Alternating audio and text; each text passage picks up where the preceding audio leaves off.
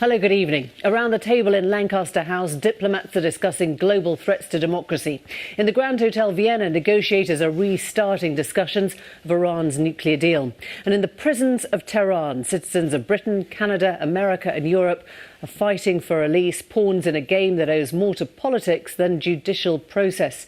Nazanin Zaghari-Ratcliffe, the jailed British mother, is the most high-profile of these hostages, but she's far from the only one. Tonight we ask where the diplomatic, trade and political intersect to get these citizens home to their families. A decades-old deal gone sour between Britain and Iran is one reason given for their refusal to release her and others. It involves a £400 million unpaid debt to Iran, a debt our government recognises. So, should money change hands? Should financial negotiation be part of the nuclear deal? Or should Britain be prepared to walk away? Here's Ali Makboul. We don't yet fully know what impact this pandemic has had on the country's mental health, but Newsnight's been given an early insight from one frontline service that deals directly with people in crisis, the police.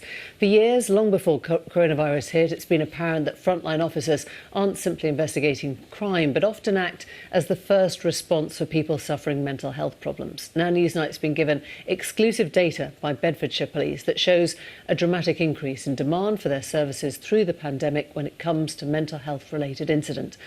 They invited our UK editor, Katie Razzle, to follow their teams on the front line. Now, this week has the potential to throw UK politics upside down. 48 million people are eligible to vote in elections taking place. Local councils, mayorals, both Welsh and Scottish parliaments, to name but a few. Much of the focus, however, has been on Hartlepool, a by-election in a constituency Labour has held since its inception in 1974. The first electoral test for Keir Starmer as Labour's leader, and it will test Conservative dominance in those red wall seats of northern England. Let's get the latest on all these electoral challenges then with Nick Watt. So big picture, Nick, what are you looking at? Well, Emily, thanks very much indeed. You can find further information on Thursday's elections, including details on all the candidates running across the country on the BBC website. Now, they say that everyone has a book inside them, and the cynics would add, for the most part, that is where they should stay. Today's cliffhanger brings news that Meghan Markle's trying her hand at a children's story called The Bench that will look at the relationship between fathers and sons from all walks of life. Children's literature has the power to shape minds, release imagination, provide succour, comfort, explanation and adventure, and encourage the young to read along the way. But how difficult is it to write them well? Is there a ready-made market for the celebrity children's author? Or are children the ultimate demanding audience? Not. I think, why not? If it's any good, why not? And to getting inside children's minds, do you think? What would you be saying to Meghan Markle? I mean, if I knew the trick.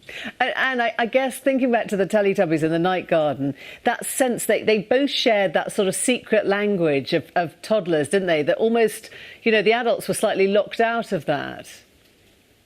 Well, yes. I mean, I think if there is a trick list, when you start looking on the sort of children's authors, whether it's Katie Price, I mentioned, or Theo Walcott, or, you know, a lot of people who've sort of been a celebrity in one sphere, then turn to children's writing and do very well at it. I wonder if you think that people underestimate how difficult it is, or whether they only go into it if they know that they can do it.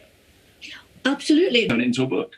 One of the questions, I guess, Anne, is how much of it is the marketing behind it? You know, it's much easier. Meghan Markle presumably won't have a problem finding a publisher or finding shops to market her.